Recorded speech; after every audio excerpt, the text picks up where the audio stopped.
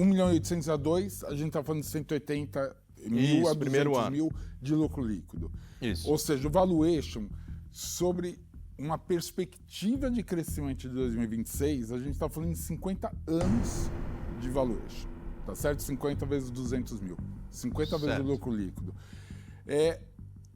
E aí que vai o meu ponto, da onde vocês partiram, que vocês vão conseguir um investidor que tope pagar 50 anos de lucro líquido projetado do ano que